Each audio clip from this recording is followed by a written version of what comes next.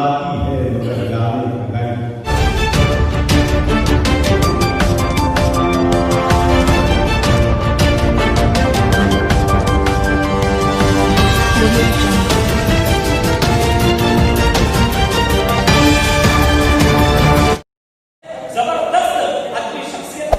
Hey there.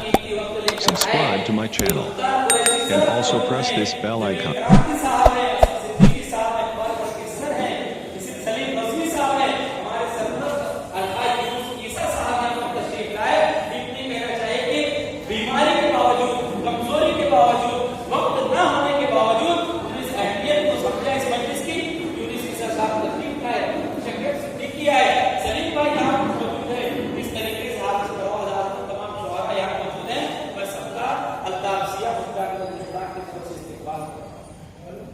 और सबसे पहले मैं सेलिब्रिटी साहब से मुल्तमिस हूँ कि वहाँ आए और अपने तासुरात कह सकते हैं।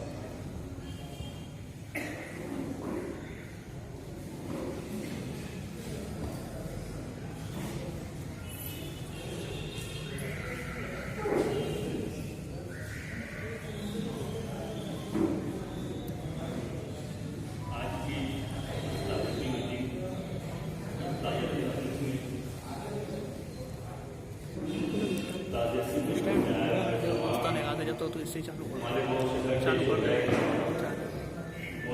शहर और सियासी शख्सियत दोस्तों और साथियों, जैसा कि आप तमाम ही लोग जानते हैं कि शायरी अदब मुशायरे इससे मेरा नज़दीकी ताल्लुक रहा, लेकिन मैं कोई शायर नहीं, मैंने आज तक कभी एक मिसरा भी नहीं लिखा। लेकिन राहत साहब से मेरी कई बार मुलाकात हुई। जनाब الطاف साहब के तवज्जुह से अक्सर यहाँ पर मुशायरे हुआ करते थे और उन्हीं मुशायरों में जब राहत साहब आया करते थे उस वक्त उनसे बहुत सारी बातें हुआ करती थी। राहत साहब भी जानते थे कि मैंने कभी कोई शेर नहीं कहा और मैं कोई शायर नहीं, लेकिन ताल्लुक है, मोहब्बत है, इसलिए इस ताल्लुक से हम लोग अक्सर मिला करते थे। एक मरतबा अफसर में हम लोग बैठे हुए थे, अल्ताफ भाई थे और साहब और हम लोग मुखी मसरत वाले साहब हम लोग बैठे हुए थे। तो राहत साहब की जो नजर है, मैं वो असल में आपके सामने जो बताना चाहता हूँ कि वो शोहरा इकराम से जिस तरीके से मिला करते थे, बोला करते थे, उस तरीके से हम जैसे सामीन से भी उनकी ऐसी रगबत थी, वो जानना चाहते थे कि सामीन कैसे। तो उन्होंने मुझसे कहा कि सही में आज एक कोई शेर सुना। मैंने कहा कि ठीक है, मैंने एक जॉन इंडिया का एक शेर है कि फिर मुझे चैन क्यों नहीं आता, एक ही शख्स था जहान में गया। आप यकीन जानिए वो इतनी तेजी से चिल्लाए और उतनी तेजी से अल्ताफ जब कहा कि मेरे दोस्त भी मतलब ऐसे हैं जो अदबी हैं, और उन्होंने पूरी गजल जॉन इंडिया साहब की पूरी गजल उन्होंने मुझे वो सुनाई और कहा कि ये इंतखाब होता है, ये बात होती है। तो जनाब राहत साहब आज हमारे बीच नहीं, और उन्होंने जिस तरीके से अलग अलग सिंध में अलग अलग मामला में अपनी बातें रखी है, अपनी बातें कही है और जिस बेबाकी से कही है, वो शायद इस सदी में अब कोई इतना बेबाक शायद हम लोग देख पाए कि जैसे उन्होंने एक शेर कहा कि ये चंद लोग जो फरिश्तों से फिरा करते हैं, ये चंद लोग जो फरिश्तों से फिरा करते हैं, मेरे हत्थे कभी चढ़ जाए वो इंसा कर।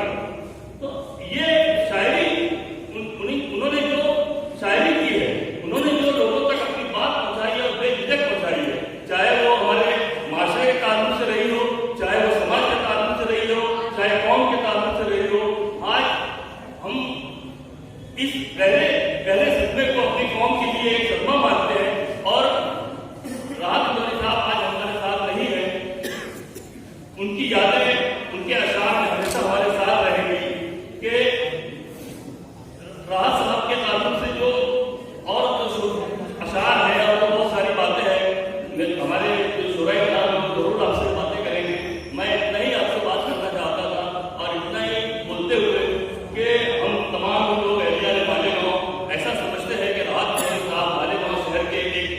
अच्छे शायर थे, मालेगांव शहर के नुमाइंदा शायर थे। इस बात को आज हम लोग बहुत एक कमी महसूस कर रहे हैं और इस कमी को पूर्ण करना आज हमारे पास योद्धा जो है उनके जिम्मे है जो हमारे नौजवानों में ऐसी उम्र, ऐसी शायरी, ऐसी सोच पैदा करें और हमारे शोराए किराम खास तौर से जो नई नस्ल के शोरा है और जो लोग शायरी करते आ रहे हैं, मेरी गुजारिश है कि आप जो शायरी करते हो, जो बातें करते हम लोग जो करते हैं, वो राहत साहब से सीखने की बात है।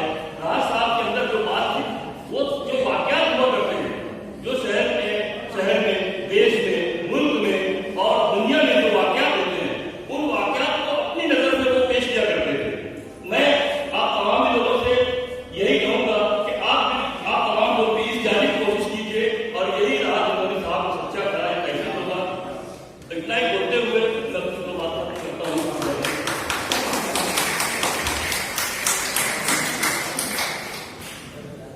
सलीम साहब ने अपने तासुरात का इजहार किया। हमारी महफिल में मौजूद एक सियासी शख्सियत जो ग्रेजुएशन की तालीम, जिसमें ग्रेजुएशन तक तालीम हासिल की, और बहुत कम लोग जानते होंगे कि हाजी यूनुस साहब बहुत ज़्यादा अदब से गहरा ताल्लुक और वाबस्तगी रखते हैं, शेर व शायरी से बहुत ज़्यादा शगफ रखते हैं। ज़्यादा सैकड़ों अशआर यूनुस साहब को ज़बानी याद हैं और मौका महल पर अपनी गुफ्तगू में उन अशआर को वो कहा करते हैं। मैं यूनुस साहब से गुजारिश करूँगा कि वो तशरीफ लाएं और तासुरात का इजहार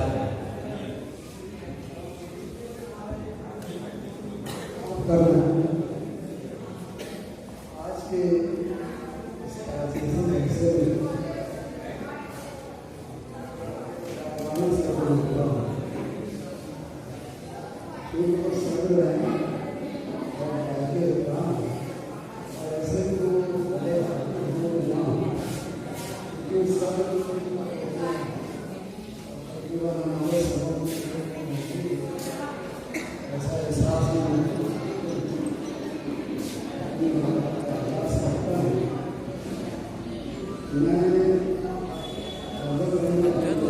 सेल्फी स्ट्रिक होंगी वो लेने ना, वो लोग खड़े हैं ना, जावेद को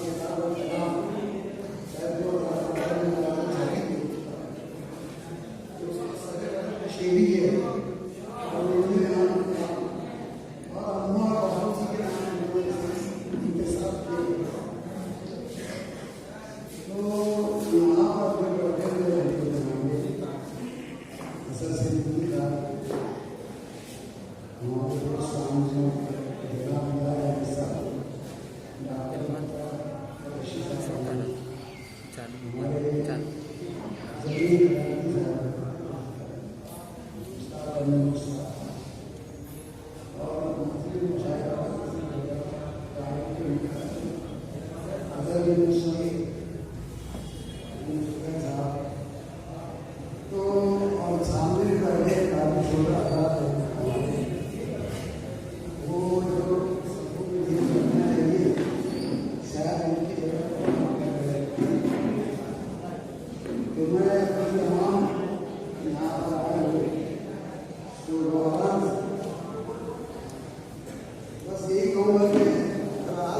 तो अभी हमारे ऐसा सिद्दीकी साहब ने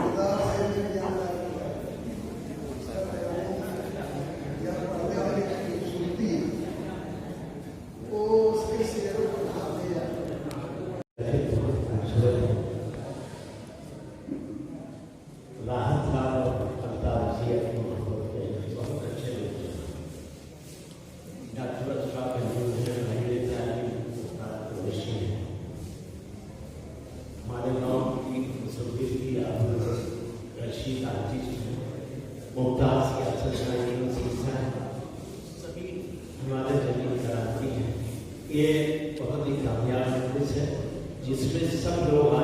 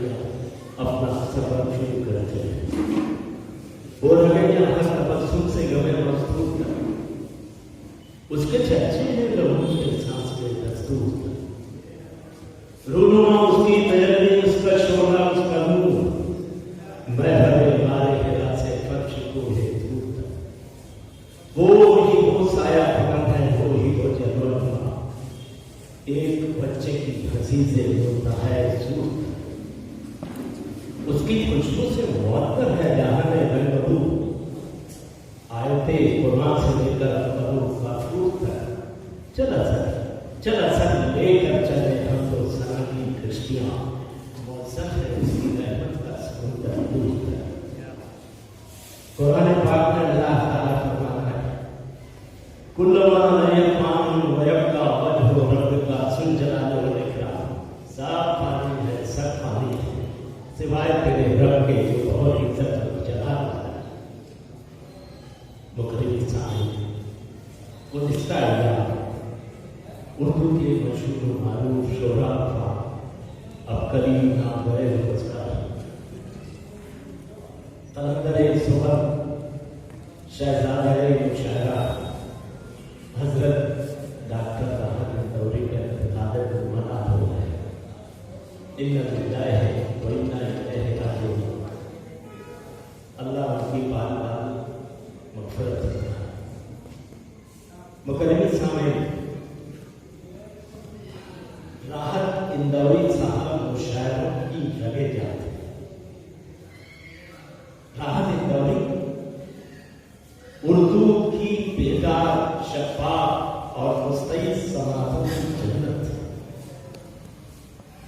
मैं अपने तजुर्बा और मुशाहिदात की रोशनी में और अल्ताफ यकीनन इसकी तारीफ करेंगे कि जब जब शामियाने मुशायरा में आदिले मुशायरा सिर्फ उनका इसमें गरामी देता था तो सामीन के रुखों पर महताब रोशन होते थे और उनकी दिल की धड़कनें बढ़ जाती थी।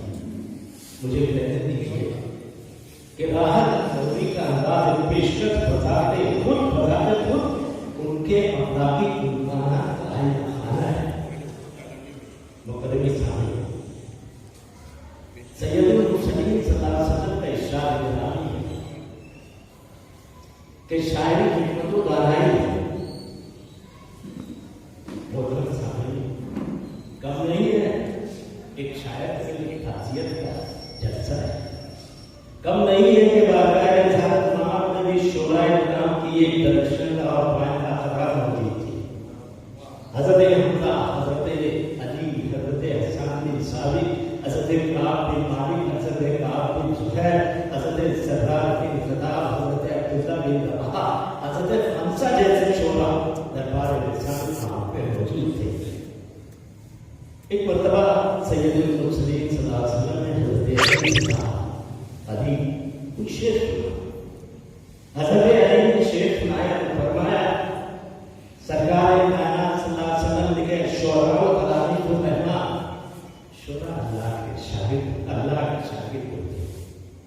मुकर्रम साहिब मैं जरा भी ये कहने में बात नहीं, मैं उनकी कलाम जो उनकी कुल्लियात है कलाम नाम से मैंने सब पढ़ा है और मैं ये कहने में कोई बात नहीं महसूस करता अपनी मतलब बेबजाती नहीं कि उनकी शायरी और तो नहीं थी, आमद थी। अल्लाह ने उनको एक लहजा बख्शा था, एक उसलूब दिया था, एक बोलने का सलीका दिया था, एक बोलने का करीना किया था जिसमें ताज़ा बच्चों की शक्ल नजर आ रही थी। ये थे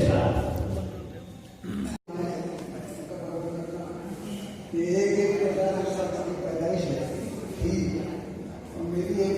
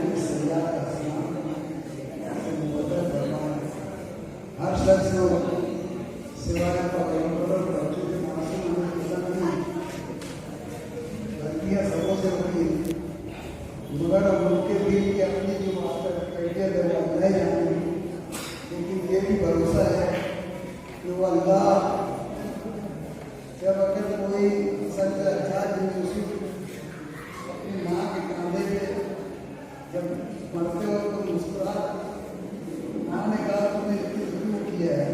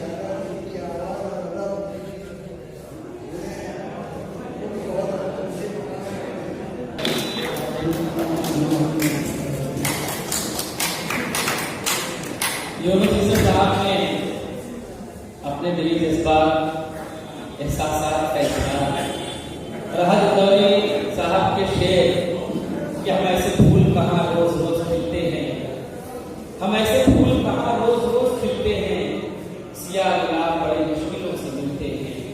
उस शेर को अपना मौजूद सफर बनाया और राहत साहब के ताल्लुक से उनके खूबियों का तस्करा किया यूनिस साहब ने। हाज़िर मजलिस हमारे दरमियान मौजूद है। आज की इस मजलिस के को मुज़य्यन करने वाले मुश्ताक मैं उनसे गुजारिश कर रहा हूँ कि वहाँ के साथ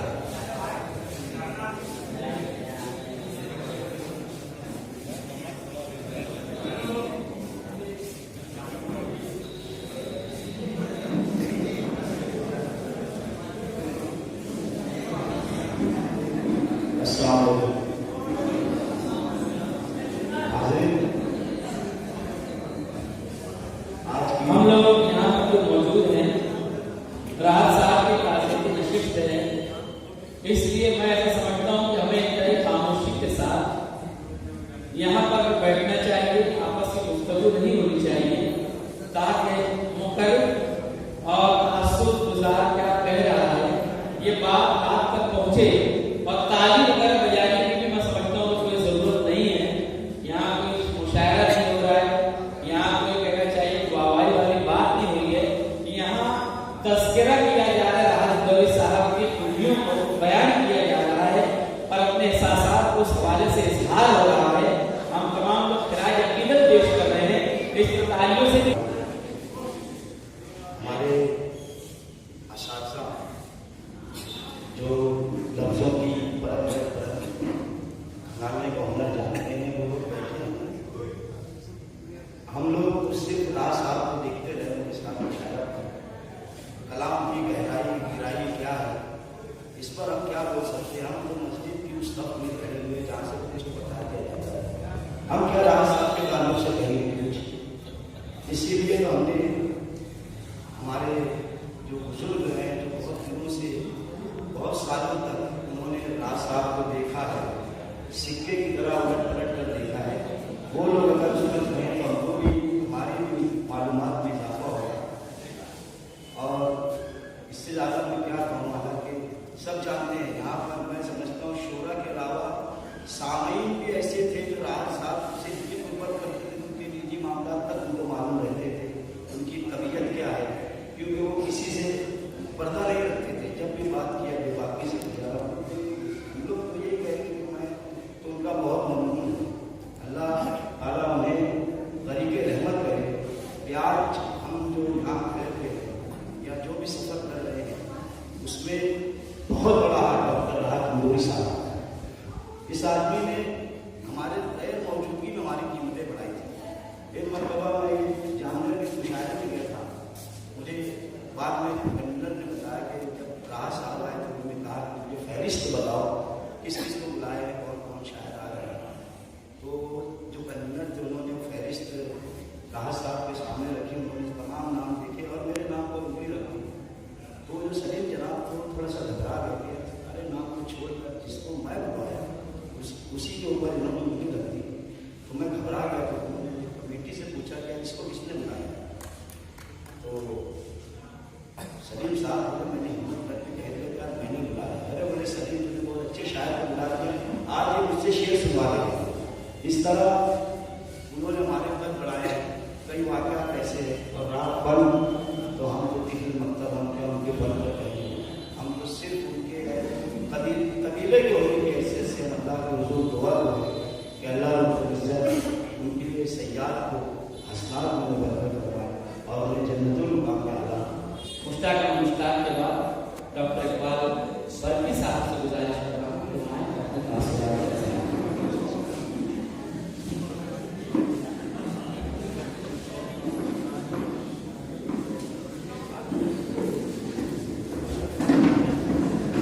यहाँ इस मंच पर मौजूद मायने शहर मौजूद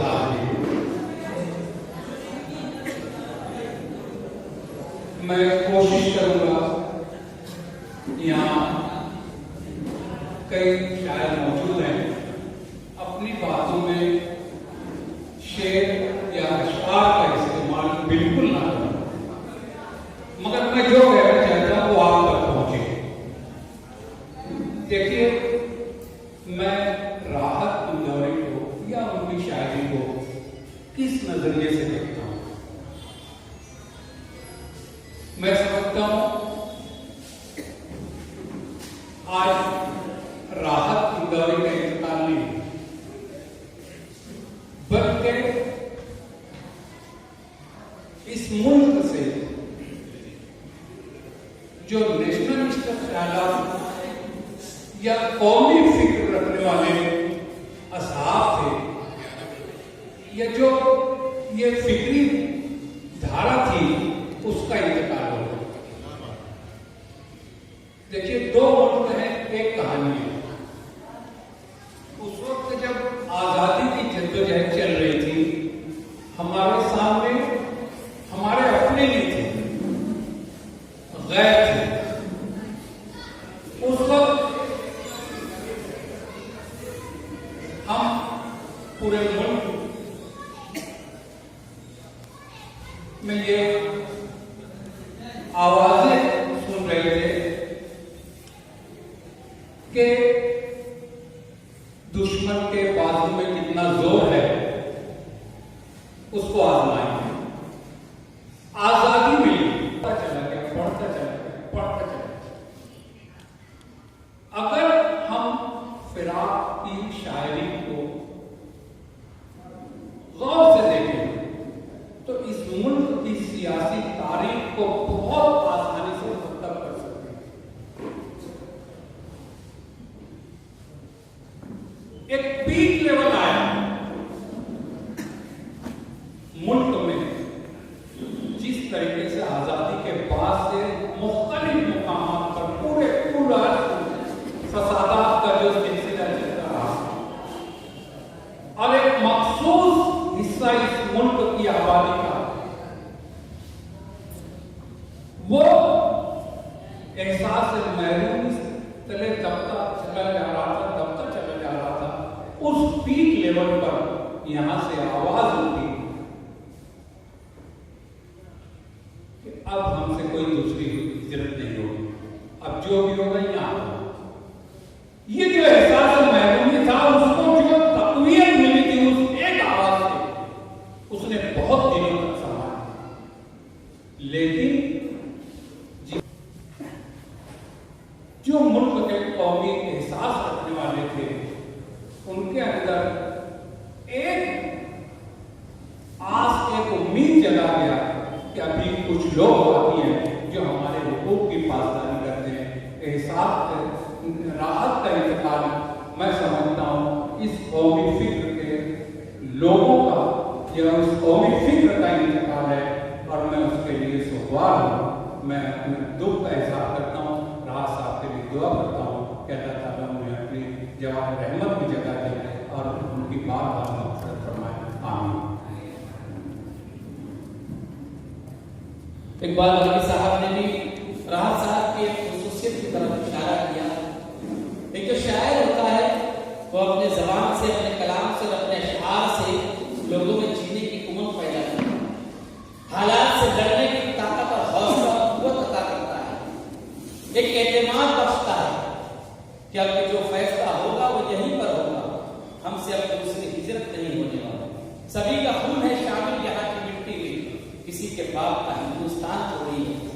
जब पहले जमाने में जंगें हुआ करती थी तो रजस पड़े जाते थे, ऐसे कलाम पड़े जाते थे शायरों में जिससे खून जोश मारता था, और जंग करने में बहादुरों को और ज्यादा मजा आता था, खून बहाने में मजा आता था, जान देने में मजा आता था, जान लेने में मजा आता था, और ये तमाम चीजें पसंद शौक की जाती थी। खौफ का कोई नाम निशान नहीं होता था, उसमें कहीं ना कहीं हाथ और कहीं ना कहीं अमल दखल रजस का हुआ करता था, जो अशआर करते हुए जग के लिए लोगों को ललकारा जाता। तो ये शायर की खूबी होती है कि वो अपने अल्फाज के जरिए से जिंदगी की जोत जगा देता है, और जिंदगी की जोत मुसलमानों को जगाने वाला एक नुमाइंदा शायर था राहत इंदौरी। उन्हीं का तज़किरा कर रहे हैं, यहाँ पर मौजूद है। मैं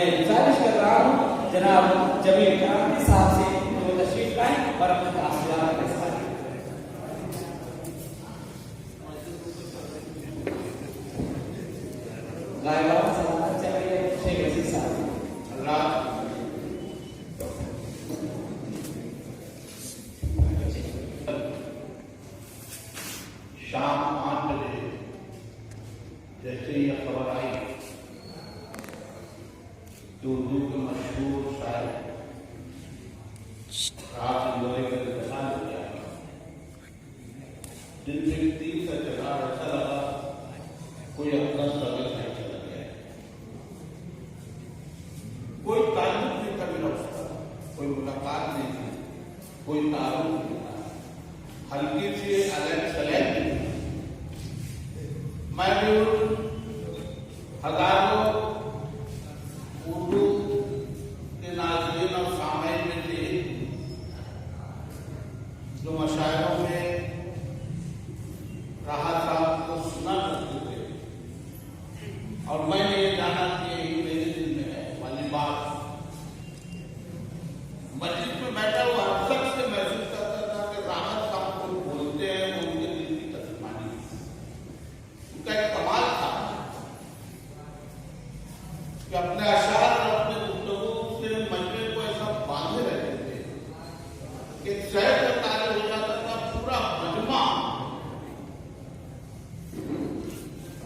मन से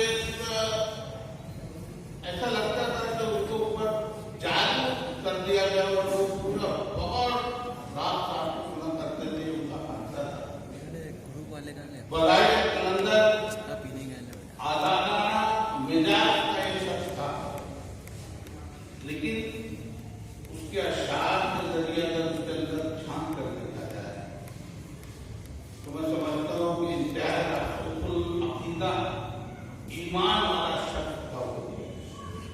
उनके अशार को आप देखें कि मेरा ज़मीर मेरा इकबाल बोलता है, मेरी ज़बान से परवरदिगार बोलता है। या यूनुस भाई ने कहा कि क्या तूने नहीं देखा दरिया की रवानी में बहते हुए पानी में, क्या तूने नहीं देखा दरिया की रवानी में बहते हुए पानी में। वो आगे का मतलब मैं भूल रहा हूं, दरिया की रवानी में बहते हुए पानी में तेवर भी तो उसका है, तेवर भी तो उसका है, तू रूह का बेटा है, कुछ वक्त नहीं दे रही, कश्ती भी तो उसकी है। डोगर सही मगर ये मेरी फिक्रियत तो है, ऐ मौत तूने मुझको जमीन आजाद किया, अल्लाह उनके दर्जात को बुलंद करे, उनके सैयाद को अफराद को मुबद्दल फरमा करे, जन्नतुल फिरदौस में आला से आला मुकाम अता फरमाए, और उर्दू अदब तक जाने वालों को उनका बदल अता करे। और भाई साहब के ताल्लुक से अपने तासुरात का इज़हार करें डॉक्टर मशतूक ने।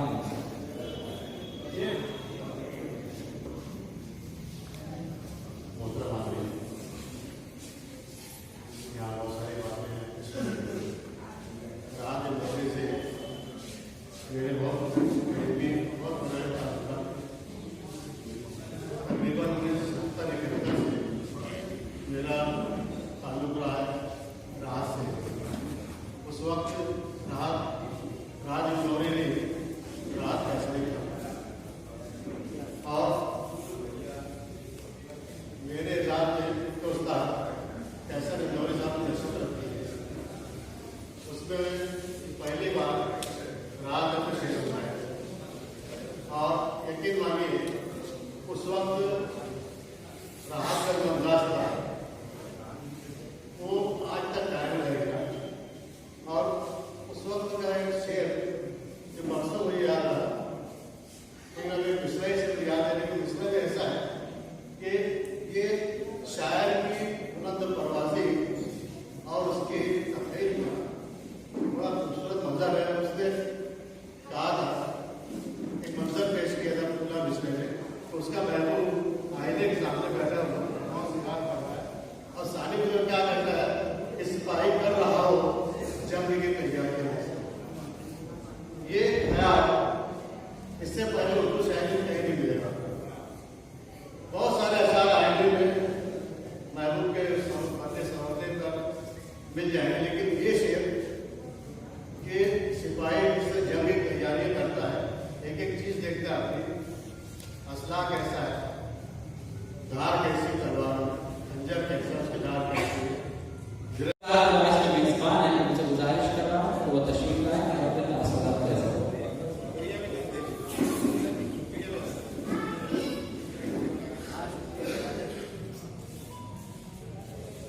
दामन में आंसुओं का ज़ख़ीरा न कर रही, दामन में आंसुओं का ज़ख़ीरा न कर रही, ये सब का मकाम है दुनिया कर रही। जिसकी सखावतों की ज़माने में धूप थी, वो हाथ सो गया है। दोस्तों, सबसे पहले तो मैं अपनी जान से,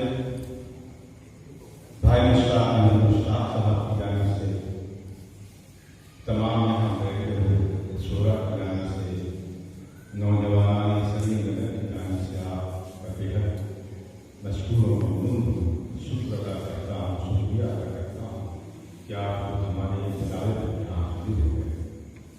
आज की ये जो नशिशत है, डॉक्टर राहत अंदोरी साहब के हवाले से मुनक़िद की गई है। उनके फन पर, उनकी शख्सियत पर महफिल मुनक़िद की गई है और आपकी अदब नवाज़ी को मैं सलाम करता हूँ, आदाब करता हूँ। दोस्तों, जिस जमाने में गालिब थे, गालिब को सुनने वाले थे, समझने वाले थे। जिस जमाने में मीर थे, मीर को भी सुनने समझने वाले थे। जिस जमाने में इकबाल थे, इकबाल के जमाने में भी उनको सुनने समझने वाले थे। तो ये जिस जमाने में जो जो लोग थे, वैसे उनके सुनने समझने वाले थे।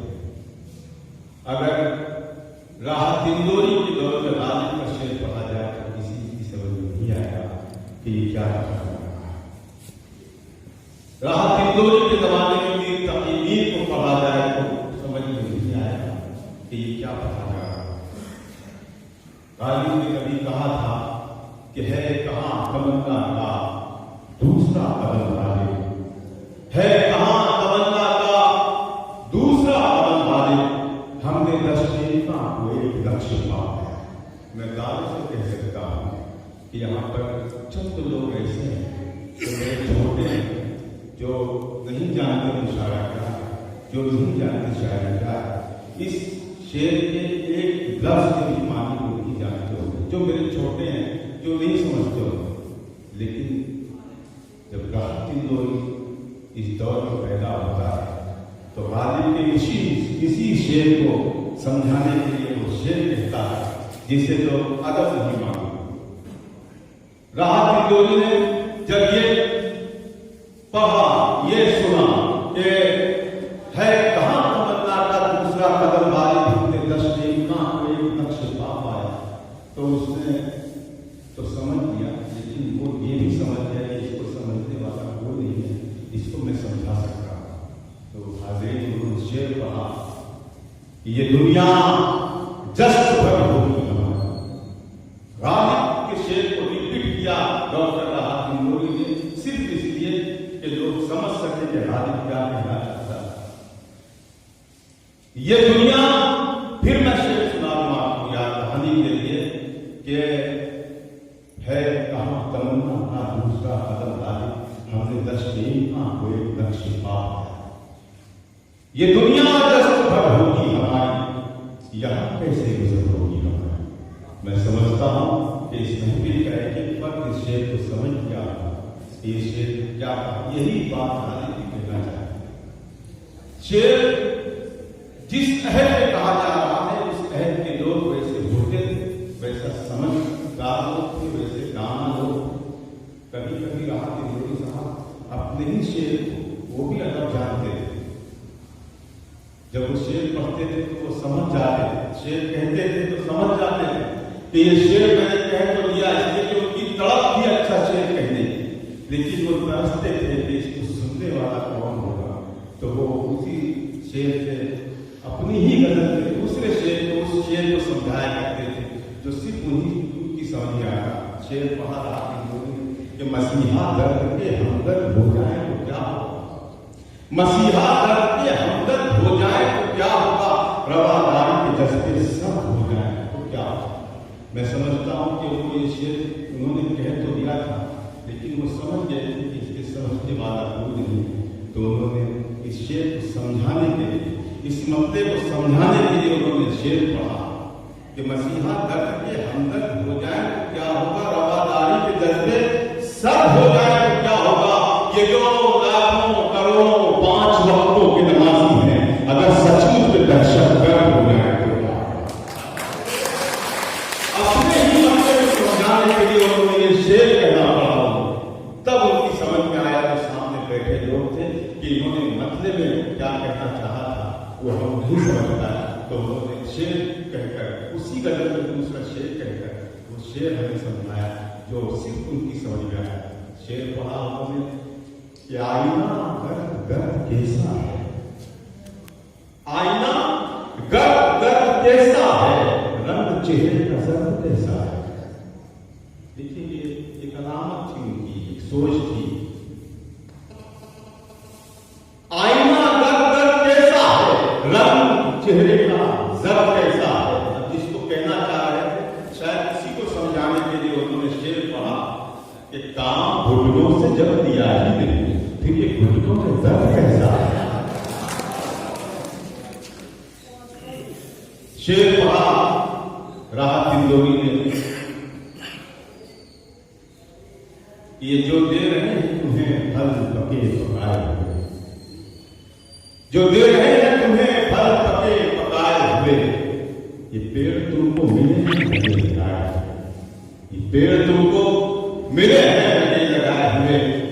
राहत इंदोरी के कायज पे बैठते थे और एक नजर डालते थे तो समझ जाते थे कि इसमें शायर कितने हैं और लोग शायर। तो उन्होंने अपना दर्द बयान किया ये ममता कहकर कि जो दे रहे हैं तुम्हें फल पके पकाए हुए, ये पेड़ तुमको मिले हैं लगे लगाए हुए।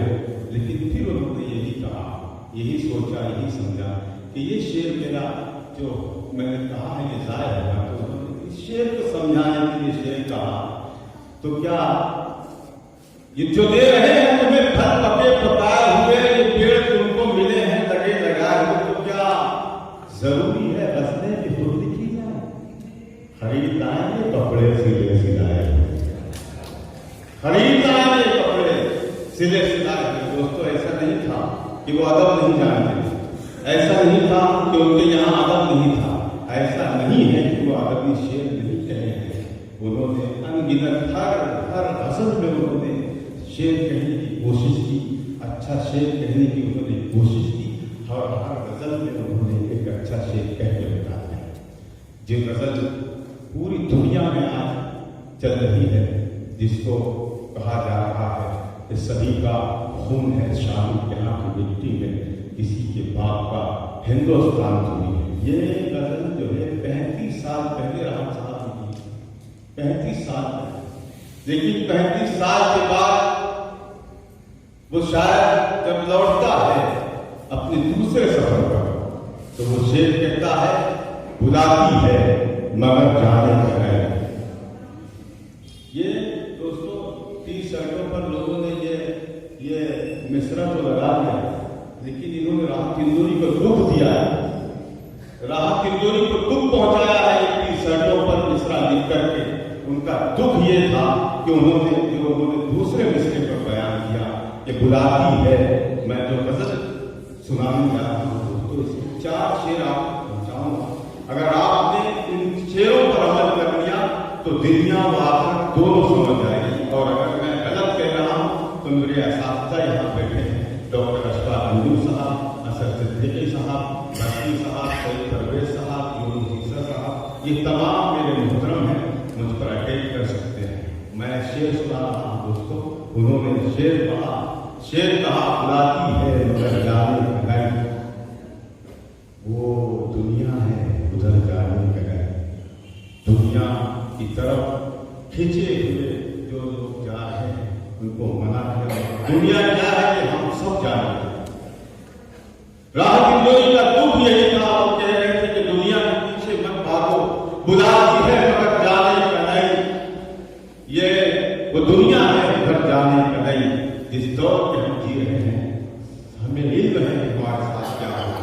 लेकिन उन्होंने हौसला दिया ये शेर पढ़कर, वो गर्दन नाप ले मगर जालिम से डर जाने का गैर, वो गर्दन नापता है नाप ले मगर जालिम से डर जाने का नहीं। फिर शेर पढ़ा राहत इंदौरी ने कि कुशादा जब्त होना चाहिए, झलक जाने का भर जाने का गैर। मैंने मुशायरे को पहली मरतबा गजल पढ़ी, जब हम रूम पर आए तो मैंने कहा सर ये जो शेर कहा कुशादा जब्त होना चाहिए, झलक जाने का भर जाने का नहीं। आप दूसरे मिसरे पर ये कहना चाह रहे थे झलक जाने का भर जाने का नहीं, तो आप झलकने का क्यों कह रहे हैं? मुझे अल्ताफ दिया, इसीलिए मेरा हाथ टूटी और तुम अल्ताफ दिया। उन्होंने शेर पढ़ा तो देखिए लफ्ज वही है, सिर्फ उसके तेवर बदलते हैं और यही तेवर का नाम लगाकर राहत इंदौरी, इसी तेवर का नाम लगाकर राहत इंदौरी। बेटे मैंने शेर पढ़ा कुशादा जब्त होना चाहिए, झलक जाने का भर जाने का नहीं। दोनों चीजों को बना दिया, ना झलकना है ना भरना है, ये था राहत इंदौरी। फिर उसने शेर पढ़ा, देखिए बहुत सारे शायरों ने शेर पढ़े कि माँ बाप बहुत बुरे घर आके अकेले में मिट्टी के खिलौने भी सस्ते जाते मिलने में, और तरह तरह के मैं अब शाम के बाद बच्चों से कैसे मिलूँ, अब मेरे पास कोई कहानी नहीं, तरह तरह के शेर पढ़े गए। लेकिन राहत इंदौरी सिर्फ इसलिए था कि उसने मायूसी की बात नहीं की, उसने शेर पढ़ा झलक जाने का भर जाने का नहीं, सितारे नोच कर ले जाओ मैं खाली हाथ भर जाने का नहीं, सितारे नोच कर ले जाऊंगा मैं खाली हाथ भर जाने का नहीं। दोस्तों हर महाज पर हर दौर के हर अहद में राहत इंदौरी ने हौसला दिया है, हमें ताकत दी है।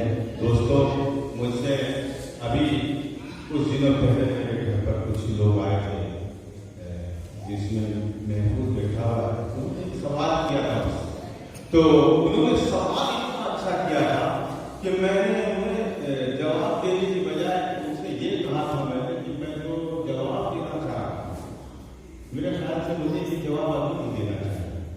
भाई महमूद ने मुझसे एक सवाल क्या करा कि राहत इंदौरी को शौक क्या है, तो मैं बता दूं दोस्तों, जब उन्होंने सिगरेट पी, मैं 20 साल उनके साथ सफर देखा, ये मेरे लिए फख्र की बात है और की बात है। जब इन्होंने सिगरेट पी तो मैंने कभी उनकी उंगलियों को सिगरेट से खाली नहीं देखा। वो शराब पीते थे जब तक वो किसी गुफ्तगू में महव रहते थे, किसी के साथ बैठ जाते थे तो शराब को बहुत शौक था, अच्छी साफ और शफाफ होटल में ठहरने का उन्हें बहुत शौक था, उन्हें अच्छा खाना खाने का बहुत शौक था। लेकिन दोस्तों धीरे धीरे ये तमाम शौक को उन्होंने तर्क कर दिया, लेकिन एक शौक उनके अंदर ऐसा था दोस्तों, जिसको उन्होंने आखिरी सांस तक निभाया, वो शौक था सच बोलने का शौक। उन्होंने मरते दम तक सच्चाई का नाम नहीं छोड़ा। ये राहत इंदौरी का कमाल है। दोस्तों शेर कहना कोई बहुत मुश्किल काम भी नहीं है, कोई आसान काम भी नहीं है दोस्तों, लेकिन जो हो रहा है उसको हूबहू बयान करना, जो होने वाला है उसकी पेशेनगोई करना, ये कमाल है। और ये दोनों कमाल डॉक्टर राहत इंदौरी में था। मैं अल्लाह से दुआ करता हूँ कि हमारे इस शहर में एक डॉक्टर राहत इंदौरी के जाने से कई लोगों की राहत पर हमला हुआ है। अल्लाह से दुआ करता हूँ कि मेरे परवरदिगार फिर कोई राहत अता कर दे, फिर कोई राहत पैदा कर दे जो हमारे अंदर हरारत पैदा करे, ताकत पैदा करे, मोहब्बत पैदा करे, चाहत पैदा करे। आमीन।